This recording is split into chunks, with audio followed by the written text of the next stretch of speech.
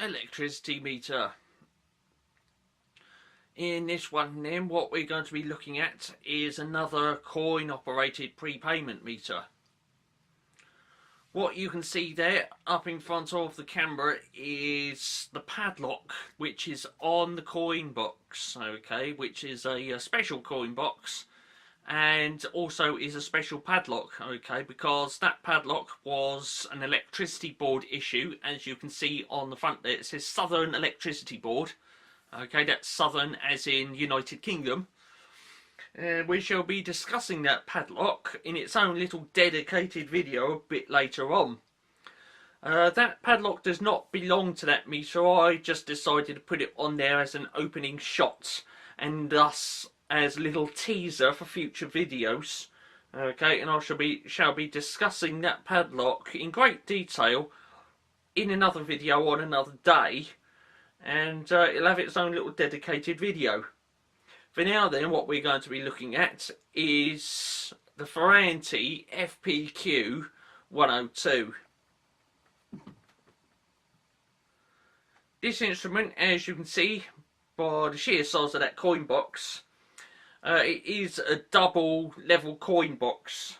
A little bit later on into this video, we shall be having a look at that dual level coin box from a side shot.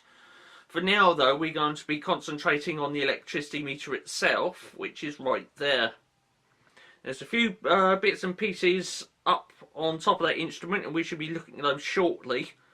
Okay, that padlock which is currently up there, that is the one which goes with this instrument. It is a little tri-circle one, but it goes with this instrument anyway. It's quite a unique little one that I've never seen another one like it. And if I can just turn that around, there we go, you can see the shape of it, and the fact that the key goes into the side of it instead of underneath. So it's quite a unique little one, that, and we shall be looking at a little bit further into this video. So there we go, so we've got a few bits and pieces to be covering in this video. But what we're going to be looking at then is the Ferranti FPQ-102, and that coin mechanism on that is the original one which came with it. That coin mechanism is set up for the pre-1997 50 pence coin, and as you can see, due to the size of the coin, the handle on that centre shaft has had to be set off centre so that the coin slot can be milled right into that centre section, right into the centre of the axis. Okay, that whole part does turn. I will rotate it. There we go, you can see that rotates.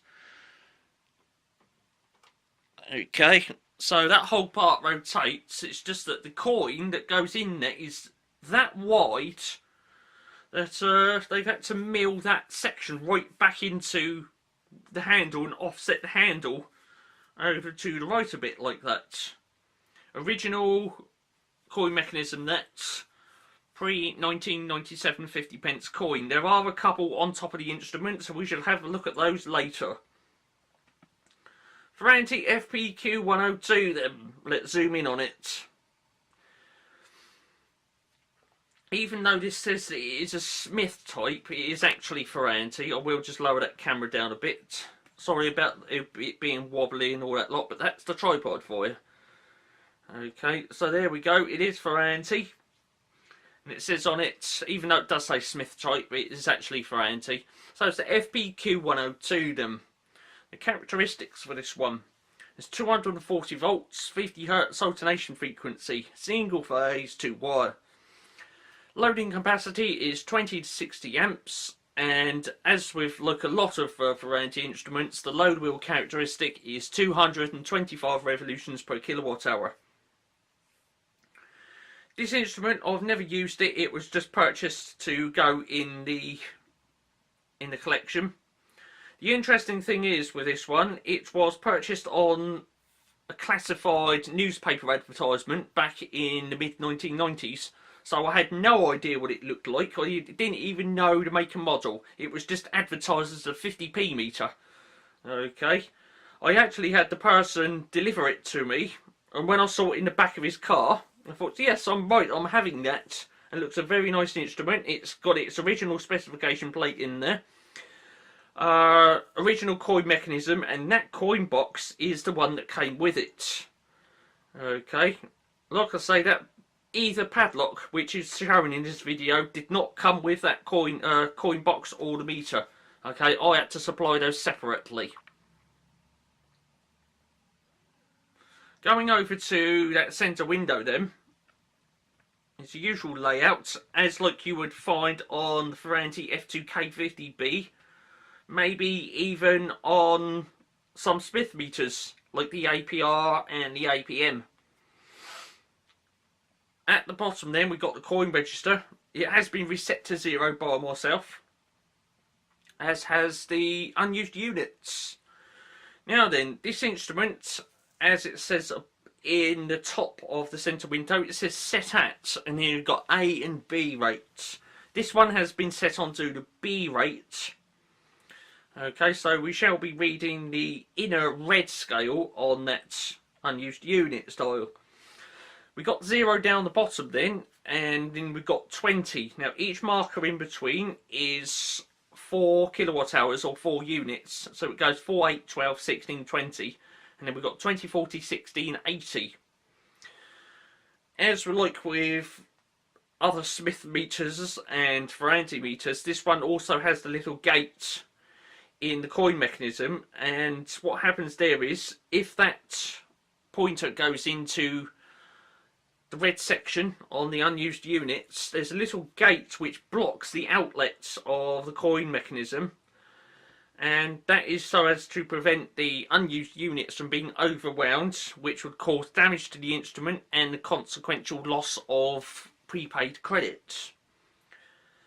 When the pointer in the unused units dial exits out of the unused units, exits out of the red section there, the little gate will then move back, and the previously inserted coin into the coin mechanism will then drop into the coin box, and therefore further coins can be inserted once again.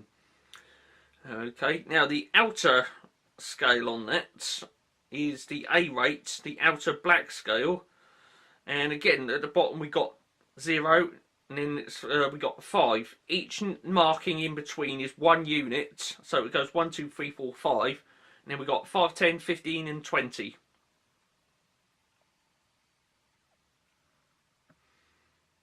Coin mechanism then. I've already discussed a bit on that and how wide that coin slot is in order to accept the pre-1997 50 pence coin. To set the tariff on that then, we got 2 rates obviously, rate A and rate B, and the inner markings on that are for rate A and the outer markings are for rate B. For rate A then, the minimum this can be set on is 1 unit per coin.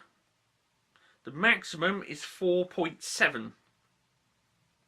The increment is 0.1 of a unit. For the outer B scale then, the minimum you can set that on is 4 units, and the maximum is 18.8. The increment for that is 0.4 of a unit. This instrument is set on 5.2 units per coin, which is historically accurate. Okay, because I used to have a friend around my previous house, and he had a Smith meter in his house which was set on 5.2 units per coin. So historically speaking, around about 1995, you could get 5.2 kilowatt hours for 50 pence. Okay, so that is historically accurate to the way I've set that. Let's look at that coin box then. Right then, we're going to be going into that coin box then. A little discussion on the coin box. Let me zoom that out then and have a look at it.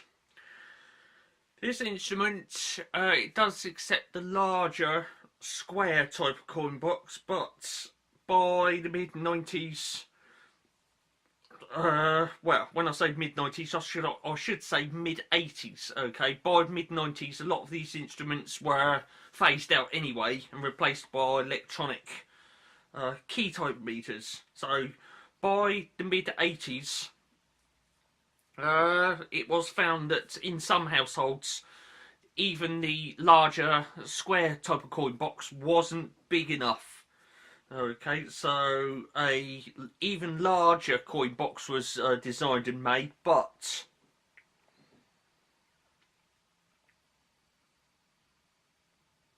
as it can be seen, the lower section of that coin box hangs outside of the meter and underneath the meter there. Okay, like so. There are two types of dual level coin box.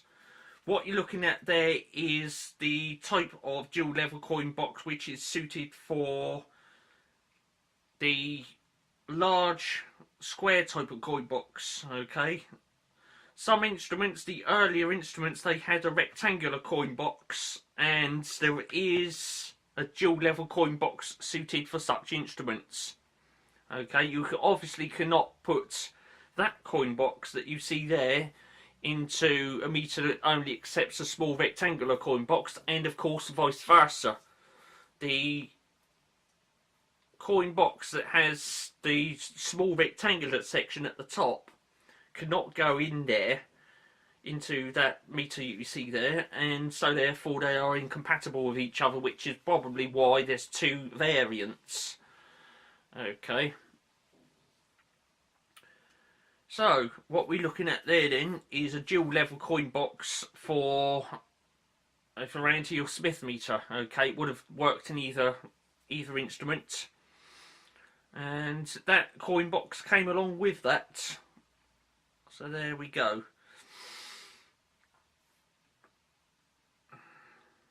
I will zoom in on that padlock again.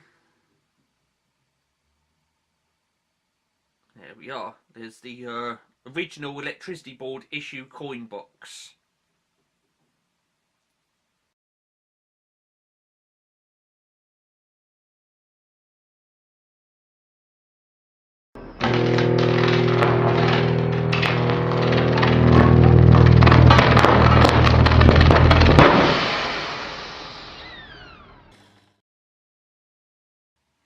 Okay then, on top of the instrument we've got a little pile of goodies there which we can have a little discussion about right now. Closer to the camera then, just above the coin mechanism, you can see there's a couple of coins there, and they are the pre-1997 50 pence coins. There they are then. As you can see, I've put one, so you've got the Queen facing upwards, and you've got the other one facing up the other way. Okay. Now, just on a little technicality, the surface that has the Queen on it is called the obverse, and the other side, which says 50 on it, is the reverse of the coin. A lot of people get that round the wrong way. Okay. They think the 50 is the front and where the Queen is the back, but it's actually the other way round. Okay. Now I've put these on pieces of paper because the casing on that FPQ-102 is highly polished.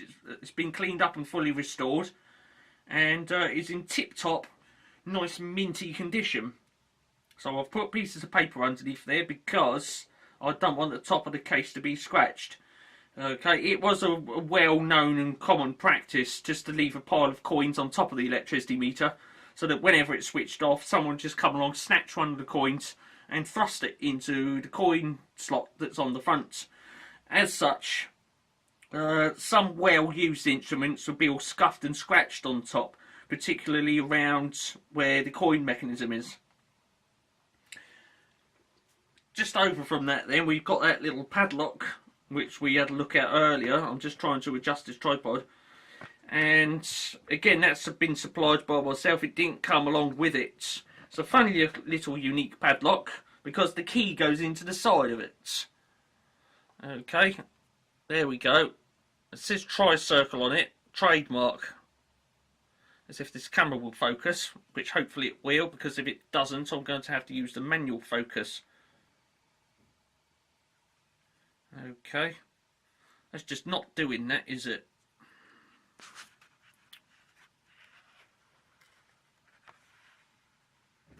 There we go. So it's focused on the padlock now then. It says trademark on it, tri-circle. Around the other side, it says 103 made in China. It's a bit of a shame it didn't say 102 because it would have matched up with the electricity meter then. Okay. Let me just switch over to manual focus because it's gone out again. There we are then, 103 made in China. So there it is. Quite a unique little one that, because the key goes inside of it instead of underneath. And the interesting thing about this, when you undo it, it holds onto the key. You cannot remove the key while it's open. Okay. Bit of an unusual one that. When I saw that on sale, I thought to myself, I've got to have that. And a little bit later on, when I acquired this electricity meter, I decided to put this with that electricity meter because that shackle on that is small enough that it fits on the electric meter. Okay, as you can see, that key remains turned until you close it, and then you can remove the key. Okay, there's a little keyway on the side there. So there we go. I'll polish that up and it stays with this instrument. Next up then, we're going to be looking at that piece of paper standing up on top of the instrument and having a look at the details that I wrote upon it. Here we are then, we're now viewing the piece of paper which is sat on top of the instrument. As you can see, I've wrote on there instrument information. The type is Ferranti measurements or Smith type FPQ-102 prepayment meter, single phase 2 wire, 20 to 60 amps, 240 volts, 50 cycles, 225 revolutions per kilowatt hour, class 2. For the coil mechanism, I've wrote on there, then I've wrote selectable ranges, okay, which is a rate A scale 0 to 22 units. Coin mechanism is 1.0 to 4.7 units per coin. Rate B for the scale is 0 to 88 units, and for the coin mechanism is 4.0 to 18.8 units per coin. And the coin mechanism accepts 50 pence coins only. Okay, you can tell when I wrote that because I've only mentioned 50 pence coins and not pre-1997 50 pence coins. Okay, I obviously wrote this in around about 1995, which is a couple of years before a decision was made to reduce the size of the 50 pence coin. This is number 7 in my collection. The reading on it, because I noted this before I reset it to 0, the last reading was around about 19,192.7 kilowatt hours. And it was last used approximately mid-1995. Okay, like I say, I purchased this for just to go in the collection. I've never used it, so there we are, and that's the reason why I reset it to 0. I'm not quite sure why I reset it to 0. I could have kept the original reading on it. Okay, but I decided at the time to reset it to 0. Yeah, it is then. A nice and complete original condition Ferranti FPQ-102.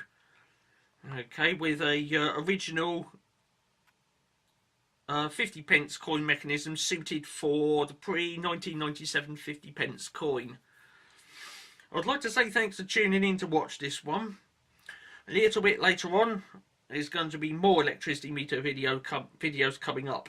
Okay, just as a little end teaser, that instrument that you see there, it is overdue for another accuracy test, so we will be seeing that in another video on another day. I shall insert a coin into that, crank it up, okay, and we shall do a 0.1 kilowatt hour accuracy test on it.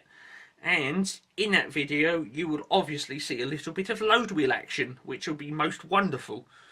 Okay, so I'd like to say thanks for tuning in to watch this one. Do stay tuned, because like I've said, in another video on another day there will be a reappearance of that instrument, and we shall be giving it an accuracy test. For now, thanks for watching.